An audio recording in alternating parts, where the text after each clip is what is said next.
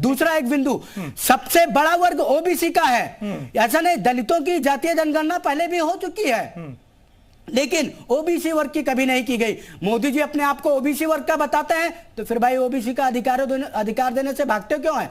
क्या झूठे ओबीसी बनते हैं आप, या केवल अपने राजनीतिक लाभ के लिए ओबीसी बनते हैं आप? जब ओबीसी वर्ग को राजनीतिक और सामाजिक और आर्थिक लाभ देने की बात आती है, तब आप मुंह मोड़ लेते हैं उनसे। लेकिन जब खुद को ओबीसी बताना हो तो छाती ठोक के बताएंगे, सीना ठोक के बताएंगे मैं ओबीसी हूं। तो भैया ओबीसी होके ओबीसी के अधिकारों का आनंद क्यों? मोदी जी और योगी जी दोनों लोग ओबीसी के हितैषी हैं। ठीक है, दरअसल राजनीतिक लाभ लेने की कौन कोशिश कर रहा है? मनोज उपाध्याय साहब, राजनीतिक फायदा किसे चाहिए, और क्या फायदे के लिए सिर्फ जातिगत जनगणना की बात हो रही है, या वाकई ये राजनीतिक दल चाहते हैं कि जिसकी जितनी भागीदारी है, जिसकी जितनी संख्या, उसको उतनी भागीदारी मिलनी चाहिए हर जगह पर? बिल्कुल कुंदन जी, देखिए हम थोड़ा समय दीजिएगा क्योंकि काफ़ी अधिक सवाल आपने पूछ लिया आप हमारे मित्रों ने। मैं इतना कहना चाहता हूं कि जिस प्रकार से हमारे समाजवादी के मित्र ने कहा कि किस प्रकार से जो है एक पहले एक नारा चला था, जानिए सपा बसपा कांग्रेस आई ये तीनों मौसेरे भाई। हमारे समाजवादी के मित्र ने बड़े आराम से कहा कि जो है किस प्रकार से जातीय जनगणना होनी चाहिए। बिल्कुल, इनको क्यों चिंता इस बात की है? चिंता इसलिए है क्योंकि अब चुनाव आ रहा है। चुनाव में ये उनके वोटों को, जिस प्रकार से बहन मायावती जी का जो है कंटिन्यू इस विधानसभा में हमारे 20,000 दलित भाई हैं, और दलितों के वोटों का 50 लाख लाखों करोड़ों रुपया प्रत्याशियों से लेने का काम करती हैं। वो उनकी आवश्यकता है। आज दिखाएंगे कि पहले 20,000 थे वोटर, आज 25,000 हो गए हैं, अब हमको 1 करोड़ नहीं, अब 2 करोड़ हमको चाहिए। तो प्रश्न ये है, पहली इनकी चिंता क्या है? ये चिंता मैं बता रहा हूं। हमारे कांग्रेस के भाई ने कहा इसी तरह से, हम कांग्रेस के भाई का समर्थक, जब इनकी सरकार, इन्होंने कितने दलितों का भला कर दिया? सपा ने कितने दलितों का, ओबीसी का भला कर दिया? या बसपा ने कितने दलितों का भला किया?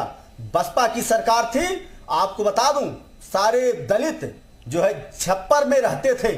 आज केंद्र में और प्रदेश में डबल इंजन की सरकार भारतीय जनता पार्टी की है। आज जाके देखिए, हमारे मित्र बैठे होंगे, तीनों मैं अपने मित्रों से कहूंगा जितने पैनलिस्ट में हैं, इनके गांव में भी अगर किसी दलित के वहां जाके देखिए, आज उनको छत मिलने का काम किसी ने किया है तो भारतीय जनता पार्टी की डबल इंजन की सरकार ने किया है। कितना विकास इन्होंने दलितों का किया, या कितना विकास समाजवादी ने अल्पसंख्यकों का किया, या कितना विकास कांग्रेस पार्टी ने किया? अगर किसी ने करने का काम किया है तो डबल इंजन की सरकार योगी और मोदी जी के नेतृत्व में जो है विकास होने का काम किया है। हमने आवास देने का काम किया, हमने उनको जो है उनके भूख से तरसते बच्चों को एक निवाला देने का काम ये लोग नहीं किए। अगर किसी ने किया है तो फिर यही डबल इंजन की सरकार ने किया है। जिसका बच्चा भूखा होता है, नहीं मनोज जी, सारे काम किया आप लोगों ने, लेकिन जातिगत आधार पर जनगणना हो जाए तो उनको विकास के मुद्दे में लाना चाहते हैं। मनोज जी, बाकी लोग भी ये जो बातें आप कह रहे हैं वो एक्सेप्ट कर लें, लेकिन सवाल ये उठाया जा रहा है कि जातिगत आधार पर जनगणना क्या विरोध क्यों? नहीं, विरोध नहीं कर रहे कुंदन जी, इसमें यह कह रहे कि इनकी दुकानों को हम चलने ना देंगे। ये कहे ना कि हम 1 रुपया नहीं लेंगे टिकट बेचने के लिए, उनके नाम पर ये धनउगाही करते हैं। इस नाते इनकी चिंता है। क्यों नहीं बहन मायावती ने इसके पहले इस बात को किया? आज चुनाव में टिकट देने का बात आई तो आज आरक्षण की चिंता होने लगी। इसके पहले समाजवादी वाले कहां थे? लगातार इस तरह से इस एक अफवाह फैलाकर आप उन जो प्रत्याशी होता है उन गरीबों के वोटों की एक कीमत लेने का काम ये विपक्ष की पार्टियां कर रही हैं। इस नाते जातीय जनगणना कोई आरक्षण होना चाहिए। आप निकाय चुनाव में देखिए, यही समाजवादी के लोग कहते थे ओबीसी को छोड़िए, जनरल पे ही चुनाव हो जाए, लेकिन भारतीय जनता पार्टी की योगी आदित्यनाथ जी की सरकार ने चुनाव करवा आरक्षण को दिया, और उसके बाद 3 महीने बाद देखिए चुनाव हुआ, आरक्षण के बेस पे हुआ, और हर जगह जैसा आरक्षण था उनको उस अधिकार से हमने उस सामान धारा में जोड़ने का काम किया है। इनकी तरफ कोई ना करेंगे,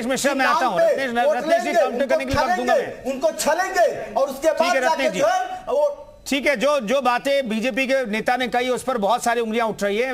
अभिषेक जी भी हमारे साथ जुड़े हुए हैं, गौरव रघुवंशी भी कहना चाहते हैं, लेकिन बाकी मेहमानों को मैं रुक कर लूं, उसके बाद दोबारा सेकंड टर्म में आऊंगा मैं। सुभाष यादव साहब, आपका दल ऐसा है जो पहले से ये मांग करता रहा है, लेकिन आप तो अब सत्ता पक्ष के साथ हैं, लेकिन दूसरी तरफ विपक्ष के लोग यही बात अब दोहरा रहे हैं, एक के बाद एक अब समर्थन मिल रहा है कि भाई जातिगत आधार पर जनगणना होनी चाहिए। अब आपका रुख क्या है? अब आप क्या कहेंगे? कुंदन जी, सबसे पहले तो आपको बहुत बहुत धन्यवाद। आपने उस चीज का उल्लेख कर दिया जिस चीज का उल्लेख बाकी के लोग नेता लोग नहीं कर पा रहे थे, कि हमारे राष्ट्रीय अध्यक्ष माननीय ओम प्रकाश राजभर जी पिछले 20 वर्षों से सामाजिक न्याय समिति की रिपोर्ट लागू करने की बात करते आ रहे हैं, पिछले 20 वर्षों से जातिगत जनगणना की बात करते आ रहे हैं। बाकी की जो राजनीतिक पार्टियां हैं, समाजवादी पार्टी हो गई, बहुजन समाज पार्टी हो गई, कांग्रेस पार्टी हो गई, ये सिर्फ पिछड़ों के वोट लेने के लिए आज इनको जातिगत जनगणना की बात याद आ रही है। बहुत अच्छी बात बोली रत्नेश जी ने, बहुत अच्छी बात बोली अभिषेक जी ने, और बहुजन समाज पार्टी के नेता ने बहुत अच्छी बात बोली। भैया आप लोगों की जब सरकार थी 2001 से लेकर 2007 तक, तब आपने क्या किया? बहुजन समाज पार्टी की सरकार ने तब आपने जातिगत जनगणना के बारे में एक बार भी बात नहीं की। मेरे काबिल दोस्त बैठे हुए मेरे अभिषेक राय जी मेरे बड़े भाई भी हैं, आपकी सरकार थी समाजवादी पार्टी की, आपने तब जातिगत जनगणना की बात नहीं की। आप जो बार बार भारतीय जनता पार्टी को दोष देते हैं, यहां पे सीधी सीधी बात, मेरा सवालिया निशान है आपके ऊपर कि चलिए मान ले भारतीय जनता पार्टी ने गलती की, लेकिन दलितों की राजनीति कौन करता है? बहुजन समाज पार्टी। पिछड़ों की राजनीति कौन करता है? समाजवादी पार्टी। और इन दोनों को मिला के राजनीति कौन करता है? कांग्रेस। सामाजिक न्याय समिति की कमेटी बनी थी 2001 के अंदर, तत्कालीन मुख्यमंत्री राजनाथ सिंह जी थे और उस कमेटी के चेयरमैन थे तत्कालीन संसदीय कार्य मंत्री हुकुमदेव सिंह जी। 8 अक्टूबर 2001 को रिपोर्ट बन जाती है, सबमिट कर दी जाती है सरकार को। उसके बाद 4 बार सरकार थी, श्रद्धेय आदरणीय मुलायम सिंह यादव जी 3 बार इस प्रदेश के मुख्यमंत्री थे, 1 बार अखिलेश यादव जी मुख्यमंत्री थे, सुश्री बहन कुमारी मायावती दलितों की मसीहा 4 बार प्रदेश की मुख्यमंत्री थी। तब जातिगत जनगणना की याद नहीं आई? सामाजिक न्याय समिति की रिपोर्ट लागू कर देते ताकि कम से कम सामाजिक हाशिए पर खड़ी वो जातियां जिनको उनका अधिकार नहीं मिल पाया उनको मिल जाता। तब आपको सामाजिक न्याय समिति की रिपोर्ट की याद नहीं आई? तब आपको जातिगत जनगणना की याद नहीं आई? आज आपको राजनीतिक रोटियां सेकने के लिए चुनाव नजदीक आता जा रहा है, तब आपको जातिगत जनगणना याद आ गई, तब आपको पिछड़े याद आ गए, तब आपको दलित आ गए। सही बात तो ये कुंदन जी, ये सिर्फ और सिर्फ वोट बैंक की राजनीति करने का प्रयास करते हैं। सही मायनों में दलितों को ठगने का काम बहुजन समाज पार्टी करती है और पिछड़ों को ठगने का काम समाजवादी पार्टी करती है। और इनके ऊपर जो बैठी हुई कांग्रेस सिर्फ दिखावा करती है। यही कांग्रेस थी जिन्होंने दलितों का हक मारा, यही कांग्रेस जिन्होंने पिछड़ों का हक मारा। आज क्या करें? चोर चोर मसेरे भाई, ठीक है, की दलाली में सबके हाथ खा ले। ये आगे इंडिया बना के गौरव रघुवंशी, मैं आपके पास लौटता हूं दोबारा से। सारे चोर, ठीक है यादव जी, मैं आता हूं अपने आप को बचाने के लिए। बिल्कुल सुभाष यादव जी, आपने कोई मतलब नहीं है, ठीक है, अपनी बात रख ली आपने, मतलब नहीं है कि दरअसल सुभाष यादव साहब ये कह रहे हैं कि भाई सिर्फ राजनीतिक फायदे के लिए सारी बातें हो रही है।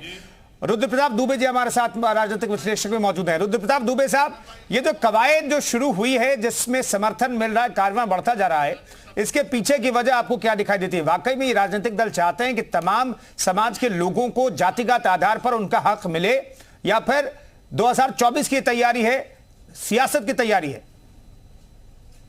कुंदन जी, इस पे फैक्ट्स चेक कर लेते हैं तो चीजें थोड़ी सी आसान हो जाएंगी। जी देखिए, जातिगत जनगणना का विरोध कोई भी राजनीतिक दल नहीं कर रहा। सिर्फ उत्तर प्रदेश की भी बात कर लें, अनुप्रिया पटेल जी चाहती हैं, राजभर जी चाहते हैं, निषाद जी चाहते हैं, केशव मौर्य जी समर्थन कर चुके हैं। यह है सत्ता पक्ष की बात। मायावती जी का बयान आज आपने सुन लिया, अखिलेश जी को आप सुन ही चुके हैं फरवरी के विधानसभा सत्र में। तो कुल मिला के आप बड़े तौर पर देख लें, यहाँ पे हर कोई चाहता है तो होता क्यों नहीं है जी। अब आप इसके फैक्ट्स पे आइए। काका कालेलकर की रिपोर्ट लागू क्यों नहीं हुई? लागू इसलिए नहीं हुई क्योंकि उनका यह मानना था कि इस तरह के आंकड़े सार्वजनिक होने पर राष्ट्र में विभाजन की संभावना बढ़ जाएगी। और उदाहरण आपके पास पड़े हुए हैं। राजस्थान में गुर्जर आरक्षण को लेकर जो हिंसा हुई, आंध्र में कापू को लेकर जो हिंसा हुई, गुजरात में पाटीदार को लेकर, महाराष्ट्र में मराठा को लेकर, और उत्तर भारत में पूरे जाट आरक्षण को लेकर किस तरीके के ट्रेन की पटरियों को खड़ा गया। आज आप देखें, भारत जहां पर कोविड के बाद सबसे पहले टीका बनाया गया, जहां पे चंद्रयान लगभग कक्षा में स्थापित होने जा रहा है, जहां पे पाठ्यक्रम में एआई को सम्मिलित करने की बातें हो रही हैं, वहां पर अगर आप इस ढंग की बातें करते हैं, उसके बाद फिर कहते हैं कि आपका दल जातिगत राजनीति नहीं करता, तब सवालिया निशान लग जाते हैं। पॉलिटिकल साइंस एक सब्जेक्ट है जो पढ़ाया जाता है यूनिवर्सिटी में, तो आपको ये देखना पड़ेगा कि क्या आप अपने फैक्ट्स पे सही हैं। क्या आप जब बात करते हैं कि आपकी पार्टी जाति और धर्म पे आधारित राजनीति नहीं करती, उसके बाद आप जातिगत आरक्षण की बात करने लगते हैं, तो आपको सोचना पड़ेगा। इस मामले में मुझे लगता है जितना पारदर्शी व्यवस्था राजभर जी ने अपना रखी है, उतना किसी ने नहीं की। वो शुरुआत से इस मामले पे टिके हैं। वो कहते हैं कि हमारी पार्टी इस जात को आगे रख के राजनीति करती है। मुझे याद है फरवरी के विधानसभा सत्र में जब अखिलेश जी ने इस मुद्दे को उठाया था, राजभर जी ने टोका था कि आपकी सरकार थी तो क्या था। तो देखिए, या तो पारदर्शी व्यवस्था अपना लीजिए कि हाँ हमको इसके साथ आगे बढ़ना, ना तो फिर वो चीजें मत कहिए जहां पे आप कहते हैं हम जाति और धन की राजनीति नहीं करते और फिर जातिगत आरक्षण की बात उठाने लगते हैं। जी कुंदन जी।